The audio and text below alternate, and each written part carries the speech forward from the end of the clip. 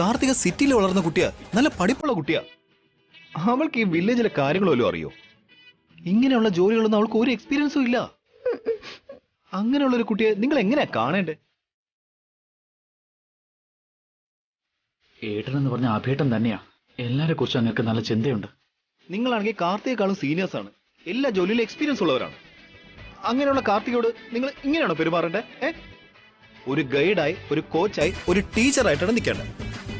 ചാണകം തളിക്കുന്നത് തൊട്ട് കോലം ഇടുന്നത് വരെ നിങ്ങളല്ലേ പഠിപ്പിച്ചു കൊടുക്കേണ്ടത്. നാളെ മുതല് അവളല്ലേ ഈ ജോലിയൊക്കെ ചെയ്യേണ്ടത്.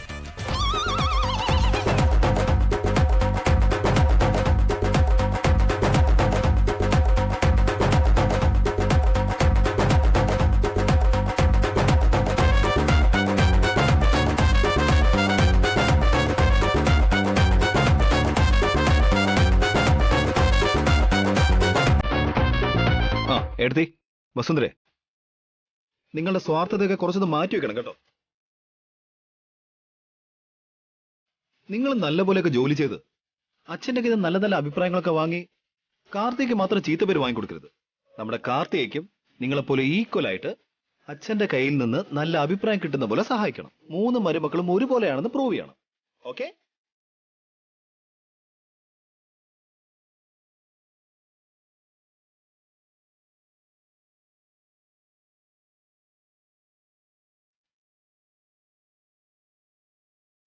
തടവി ചൂട് പിടിപ്പിക്കാന്ന് പറഞ്ഞ ഇതാണ്. അഭിയാണെങ്കിൽ ഇൻഡയറക്റ്റ് ആയിട്ട് ജോലി ചെയ്യിപ്പിച്ച് ഇവിടെ കൊല്ലാൻ നോക്കുക. ആ മോളെ കാർത്തികേ, യു ഡോണ്ട് വറി. നിനക്ക് ആരുമില്ലെന്ന് വിചാരിക്കരുത്. നിനക്ക് സപ്പോർട്ടായിട്ട് ഈ അഭിയേട്ടനുണ്ട്. ഏട്ടത്തിയോടും വസുന്ധരയോടും മോളെ ഹെൽപ്പ് ചെയ്യാൻ ഞാൻ പറയാം. എല്ലാ ജോലികളിലും അവർ നിന്റെ കൂടെ നിന്ന് ഗൈഡ് ചെയ്തോളും.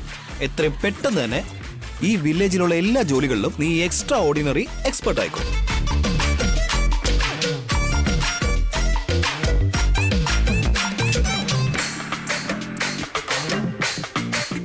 ആ മതി മതി, ഇപ്പോ എല്ലാരും പോയി അവരവരുടെ ജോലി ചെയ്തോളൂ.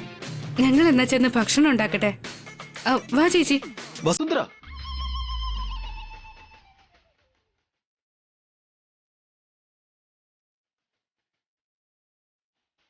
നിക്ക്. ഞാൻ ഇപ്പൊ പറഞ്ഞതല്ലേ ഉള്ളൂ, തന്റെ സ്വാർത്ഥത കുറച്ചൊന്ന് മാറ്റി വെക്കാൻ. നീ ബ്രേക്ക്ഫാസ്റ്റ് റെഡിയാക്കിയ പിന്നെ പാവം കാർത്തിക എന്ത് ചെയ്യും വസുന്ധരെ?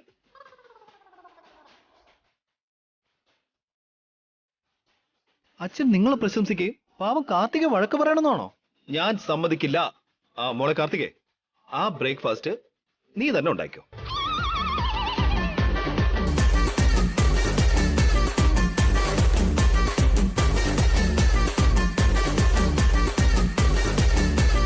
അപ്പൊ നമ്മുടെ അച്ഛൻ നിന്നെ പ്രശംസിക്കുള്ളൂ. ഏട്ടത്തെക്കാളും വസുന്ധരേക്കാളും നീയാണ് ഗ്രേറ്റ്, കാർത്തികയാണ് ഗ്രേറ്റ് എന്നുള്ള പേര് വാങ്ങണം. ഓക്കെ?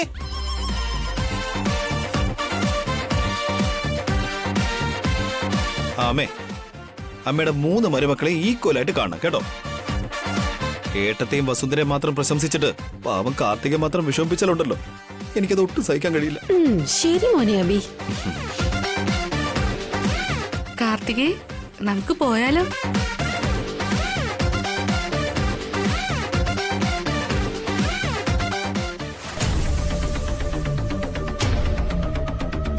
സാർ, എന്താടോ? ഒരു പൂച്ച അതോടി പോയി സാർ. അതിന്? അതൊരു നല്ല ശകുനമല്ല സാർ. ഒരു പൂജ നടത്തിയിട്ട് പോകുന്നതായിരിക്കും നല്ലത്. MLA ഞാനാണോ അതോ നീയാണോ? സാറിനായാലും ഇത് നല്ലതല്ല സാർ.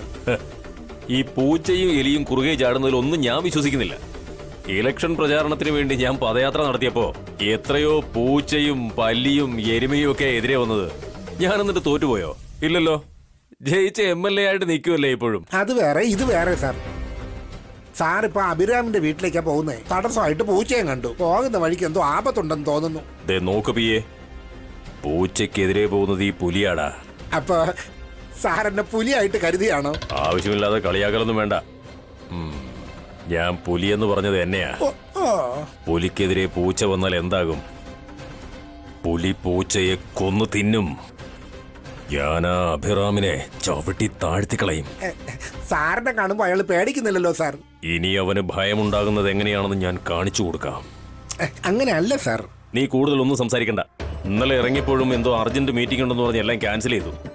നമ്മളിപ്പോ അങ്ങോട്ട് പോകുന്നു, ആ സ്ഥലം മുഴുവൻ കാണുന്നു, നമ്മുടെ ബിനാമിയുടെ പേരിൽ വിലയ്ക്ക് വാങ്ങുന്നു. അവിടെ വരാൻ പോകുന്ന ഫാക്ടറിക്ക് നമ്മൾ തന്നെ വീണ്ടും ആ സ്ഥലം വിൽക്കുന്നു. ഇത് ഫിക്സ്. കാറിൽ കയറ.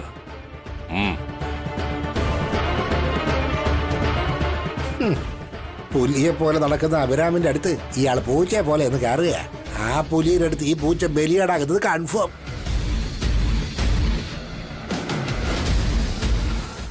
അമ്മേ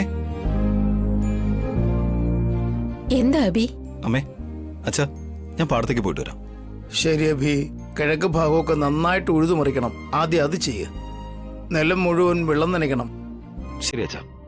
ഒന്ന് നിന്നേട്ടാ.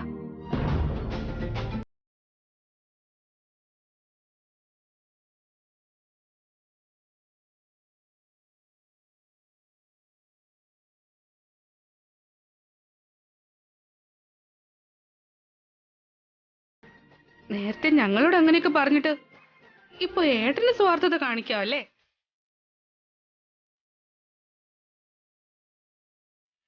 അഭിക്ക് എന്താ മോളെ സ്വാർത്ഥത? സ്വാർത്ഥത അല്ലാതെ പിന്നെ വേറെന്താ അച്ഛാ ഇത്? ഏട്ടൻ മാത്രം ഇവിടെ കഷ്ടപ്പെട്ട് കൃഷി ചെയ്യുന്നത്. അഖില് മടിയനായിട്ട് ഇരിക്കുകയാണെന്നല്ലേ അച്ഛൻ വിചാരിച്ചു വെച്ചിരിക്കുന്നെ? അത് സത്യമാണ് മോളെ. അഖില് വേറൊന്നും ചെയ്യാറില്ലല്ലോ.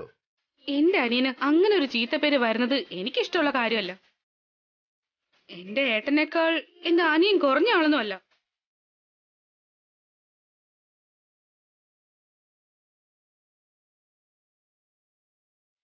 ഇവരെന്തുവാടി എന്നെ പുകഴ്ത്തുന്നേ? അത് പുകഴ്ത്തുകയല്ല അഖിൽ. നേരത്തെ എനിക്കൊരു പണി കിട്ടിയല്ലേ, അതുപോലെ നിനക്ക് കിട്ടാൻ പോവാ. അഖിൽ, നീ എന്റെ സ്വന്തം അനിയനാ. നിനക്കൊരു ചീത്തപ്പേര് വന്നാ എനിക്കത് സഹിക്കാൻ പറ്റില്ല. നിനക്ക് ആരുമില്ലെന്ന് വിചാരിക്കരുത്. നിന്റെ ഏട്ടത്തെ എപ്പോഴും സപ്പോർട്ടിനായി ഉണ്ടാവും. ഞാൻ ഇവിടെ ഉള്ളപ്പോ നിന്നെ ആരും മടിയനെന്ന് വിളിക്കാനേ അനുവദിക്കില്ല. നീ ഗ്രേറ്റ് ആണെന്ന് എല്ലാവരെ കൊണ്ടും ഞാൻ പറയിപ്പിക്കും.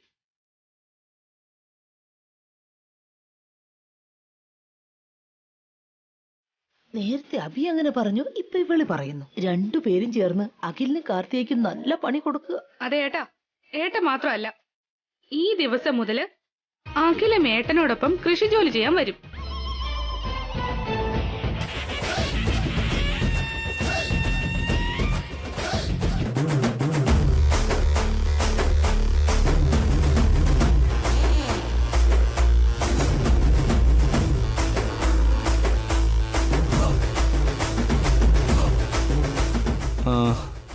വന്നിട്ട് എന്ത് ചെയ്യാനാ? കൃഷി ചെയ്യാൻ, അല്ലാതെ എന്തിനാ? അഖില് കൃഷിപ്പണി ചെയ്യാനോ? അവനെ കൊണ്ട് അതിനൊന്നും പറ്റില്ല. ഒന്നാം തരം ഒരു അമുൽ ബേബി അവൻ. ഇതാണ്, ഇങ്ങനെ നിരുത്സാഹപ്പെടുത്തരുത്. എന്റെ അനിയന് ഒന്നും അറിയാത്ത ആളൊന്നും അല്ല. അഭി പറയുന്നത് സത്യമാ മോളെ. അഖിലിന് തിന്നാനും ഉറങ്ങാനും അല്ലാതെ വേറെന്താ അറിയാവുന്നത്?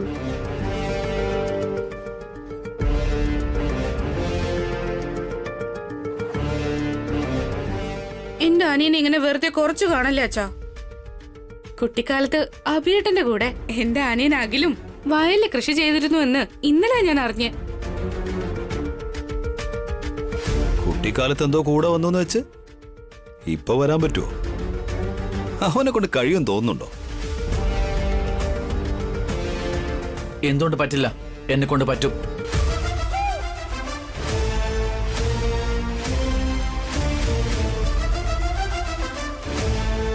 അവിടെ നല്ല വെയിലുണ്ടാവും. ഞാനതൊക്കെ താങ്ങും. നന്നായി വിയർക്കും. അത് സാരമില്ല. ഒരുപാട് കഷ്ടപ്പെടും. ഞാൻ സഹിച്ചോളാം.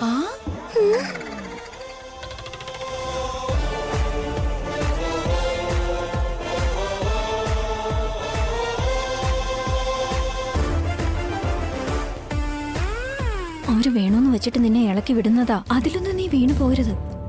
ആ സ്ഥലം വിൽക്കണ്ടേടി. MLA സാർ വരുന്നുണ്ട്. വേറെ വഴിയില്ല. എന്ന് വെച്ചാൽ അഭിയോടൊപ്പം ചേർന്ന് നീയും വയലിലേക്ക് പോവാണെന്നാണോ? ആ പോവാ. ആ വയല് എന്റേതാ.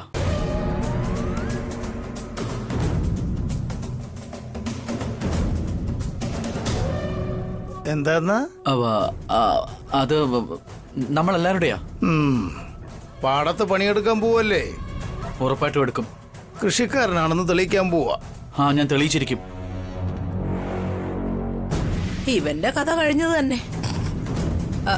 അപ്പോ അഭിയോടൊപ്പം നീ വയലിലേക്ക് ചെല്ല്. അഭി കൂട്ടിക്കൊണ്ടുപോ. ശരി അച്ഛാ. നിനക്ക് ശീലമില്ലാത്ത ജോലികളൊക്കെ എന്തിനാ അഖില ചെയ്യുന്നേ? ഞാൻ പറയുന്നത് കേട്ട് വീട്ടിലിരിക്കെ.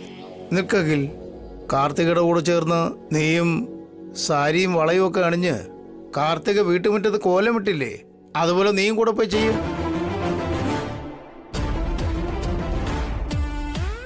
എനിക്ക് കഴിയൊന്ന് കാണിച്ചു രാജ. എന്നാ വന്നോ, നമുക്ക് പാടത്തേക്ക് പോവാം.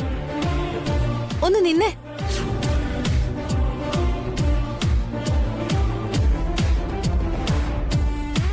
ഇവക്കെന്ത് പറ്റി? ഇവളെന്തിനാ നിക്കാൻ പറയുന്നേ? ഇപ്പൊ ഇവളെന്ത് പറയാൻ പോവാ? നിങ്ങൾ മാത്രമേ പാടത്തേക്ക് പോവുള്ളോ? നിങ്ങൾ മാത്രമേ പാടത്ത് കൃഷി ചെയ്യുള്ളോ? നിങ്ങൾ മാത്രം അച്ഛന്റെ മുൻപില് നല്ല പിള്ള ആവാൻ പോവാണല്ലേ? അപ്പൊ എന്റെ ഭർത്താവിന്റെ അവസ്ഥ എന്താവും?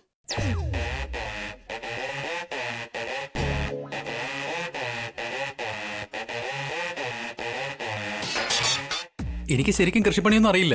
നീ വെറുതെ എന്നെ ഒറ്റ കൊടുക്കല്ലേ. അല്ലെങ്കിലും നിനക്ക് അറിയുന്നത് എന്താ? എനിക്ക് കണക്കറിയാലോ അച്ഛാ. കണക്കെഴുതാൻ അറിയാമെന്ന്. സിറ്റിയിലും ഞാൻ അക്കൗണ്ടന്റ് ആയിട്ടല്ലേ ജോലി ചെയ്തേ. എന്നാ പിന്നെ നീ ഇവിടെ തന്നെ ഇരുന്ന് കണക്കൊക്കെ എഴുതിക്കോ ഭാസ്കർ. ആ ജോലിയൊക്കെ ഞാൻ ഹാപ്പി ആയിട്ട് ചെയ്തോളാം അമ്മേ. ചെയ്തോ. ദിവസവും എത്ര ജോലിക്കാർ വയലിലേക്ക് വരുന്നു, ഓരോരുത്തർക്കും എത്ര കൂലി വീതം, എത്ര സമയം ജോലി ചെയ്തു, ഇതെല്ലാം കണക്ക് പുസ്തകത്തിൽ എഴുതണം. ശരി അച്ഛാ. എന്തെങ്കിലും തെറ്റായിട്ട് എഴുതിയാലുണ്ടല്ലോ, കണക്ക് എഴുതുന്നത് നിർത്തിവെച്ചിട്ട് ചാക്ക് ചുമക്കാൻ നിന്നെ അയക്കും. ഏയ് അതൊന്നും വേണ്ട അച്ഛാ, ഒരു തെറ്റുമില്ല. അത് ഞാൻ അങ്ങ് എഴുതിക്കോളാം. ശരി ശരി ഓ. എന്നാ ഞങ്ങളങ്ങോട്ട് ഇറങ്ങട്ടെ അച്ഛാ. അഖിൽ, നീ ഹാപ്പി ആയിട്ട് പോയിട്ട് വാ. ഒരു കൃഷിക്കാരനാണെന്ന് തെളിച്ചിട്ട് വാ. നിന്നെ കളിയാക്കുന്ന വായെല്ലാം നീ അടപ്പിക്ക്. എന്റെ അനുഗ്രഹം നിനക്ക് എപ്പോഴും ഉണ്ടാവും. ഇവളൊരു ശിവകാമി, ഇവനൊരു ബാഹുബലി. അവളുടെ ഒരു അനുഗ്രഹം ഭാര്യ ഭർത്താവും കൂടി അഭിനയിക്കുന്നത് കണ്ടുവച്ചാലും മതി. എന്താ നീയാ, നമുക്ക് പോയാലോ?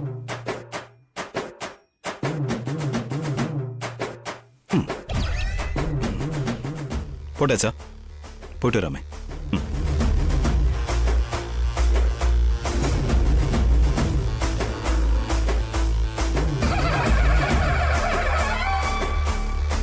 പാവം വയലിൽ പോയിട്ട് എന്തുമാത്രം കഷ്ടപ്പെടുവോ എന്തോ. കഷ്ടപ്പെടട്ടെ, ഞാൻ ഈ വീട്ടിൽ കഷ്ടപ്പെട്ടോണ്ടിരിക്കല്ലേ. എടി പാവി, നിന്റെ ഭർത്താവിനോട് നിനക്ക് ഒരു സ്നേഹമല്ലടി.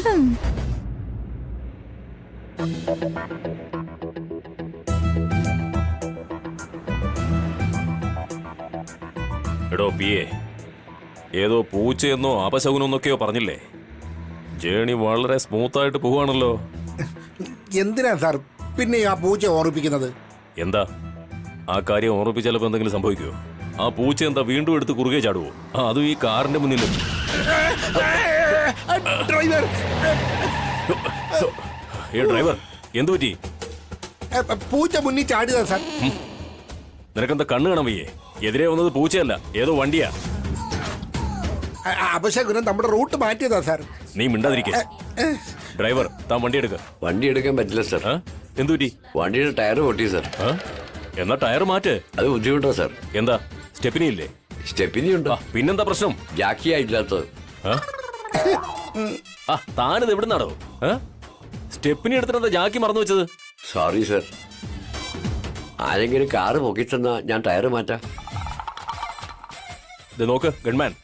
സാർ, താൻ ഇറങ്ങിയിട്ട് ഡ്രൈവറെ ഹെൽപ്പ് ചെയ്യേ. Sorry sir. ഞാൻ കാറ് പൊക്കി പിടിക്കുമ്പോ സാറിന് ആരെങ്കിലും പൊക്കിയ? സാറിന്റെ സേഫ്റ്റിയാണ് എനിക്ക് പ്രധാനം. സ്റ്റെപ്പിനെയൊക്കെ പിന്നെ. സോറി സാർ, ഞാൻ ഷെഡ്യൂൾ എഴുതുന്നതല്ലാതെ ഷെഡിലെ മെക്കാനിക് അല്ല സാർ. എനിക്ക് നല്ല സ്റ്റാഫിനെ അവിടെ കിട്ടിയേക്കുന്നത്. ഞാൻ വോട്ടേഴ്സിന് പണി കൊടുക്കുമ്പോൾ നീയൊക്കെ എനിക്കാ പണി തരുന്നത്. ഇനിയിപ്പോ എന്താ ചെയ്യുക?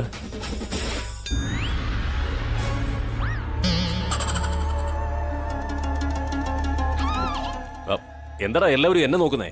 അപ്പോ ഞാൻ കാർ പൊക്കണമെന്നാണോ പറയുന്നേ? അയ്യോ, എനിക്കങ്ങ് പറ്റില്ല. എനിക്ക് ബാക്ക് പെയിൻ ഉള്ളതാടാ. സാറിന്റെ ബാക്ക് പെയിന്റെ കൂടെ ബാഡ് ടൈമും തുടങ്ങിയിരിക്കാ സാർ. താൻ ആദ്യം തന്റെ വായ നടക്കേ.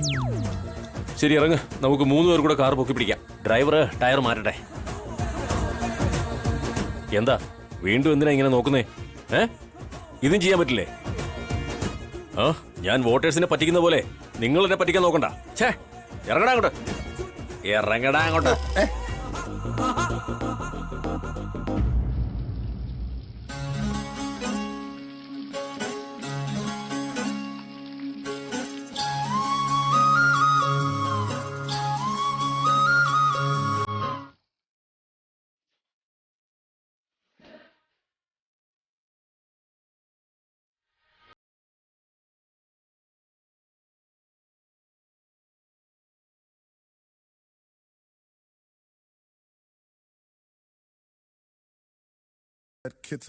നീ ചെന്ന് മുകളിലുള്ള വയലില് വെള്ളം ഒഴിക്കുക. ആദ്യം അത് ചെയ്. അപ്പോഴേക്കും ഞാൻ ഇവരോടൊപ്പം കള പറിക്കാം.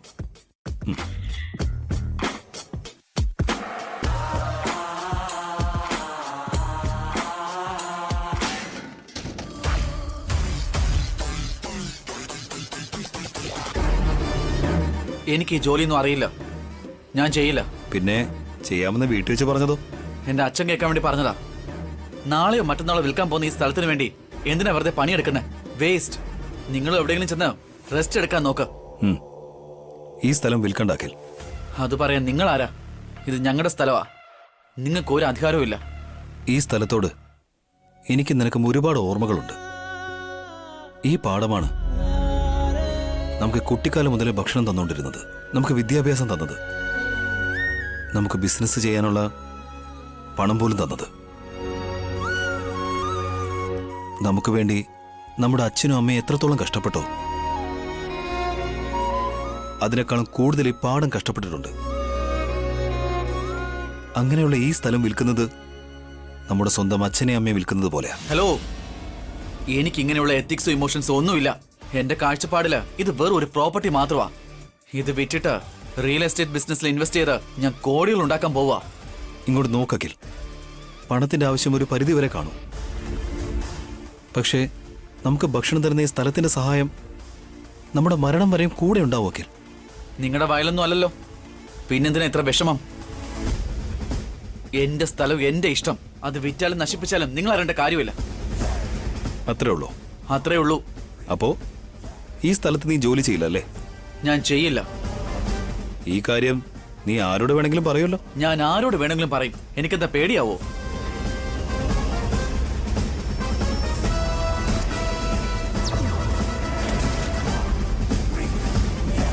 എന്താടാ ചെയ്യില്ലെന്നൊക്കെ കേട്ടല്ലോ.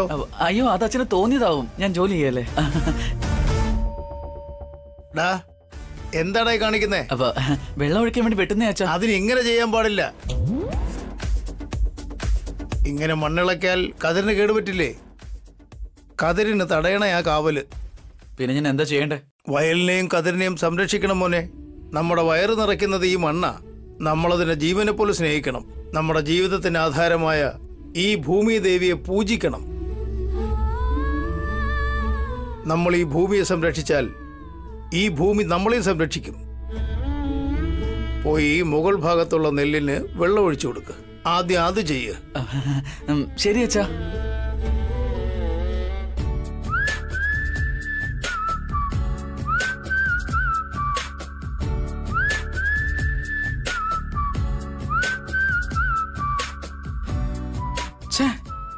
ഓരോരുത്തരെ കണ്ട്രാക്ട് വിടാൻ വന്നോളൂ. ഈ മണ്ണിനെ വിശ്വസിച്ച് കിട്ടും പോലും പൊന്നു കിട്ടുമായിരിക്കും.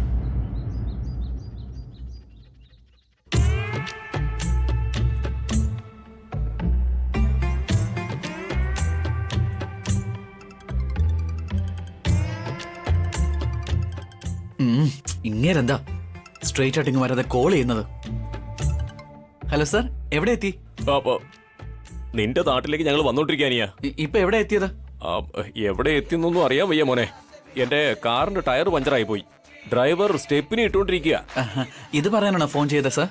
അല്ലടോ, വീട്ടിൽ നിന്ന് ഇറങ്ങുന്ന സമയത്ത് ഒരു പൂച്ച കുറുകെ ചാടിയായിരുന്നു. അത് അപശകുനമാണെന്ന് എന്റെ PA പറഞ്ഞുകൊണ്ടിരിക്കുവായിരുന്നു.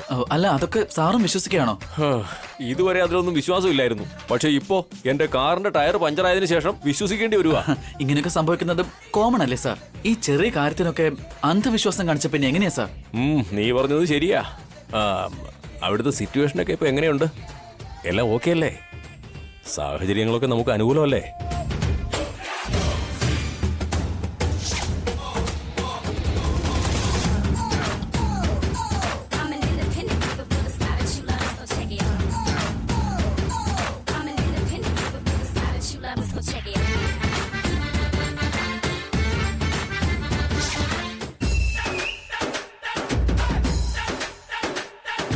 എന്റെ അമ്മേ, ഇവിടെ നടക്കുന്ന കാര്യങ്ങളൊക്കെ ഇങ്ങോട്ട് പറഞ്ഞു കഴിഞ്ഞാ ഇങ്ങനെ വന്ന വഴിക്ക് തന്നെ യൂ ടേൺ അടിച്ച് തിരിച്ചു പോകും.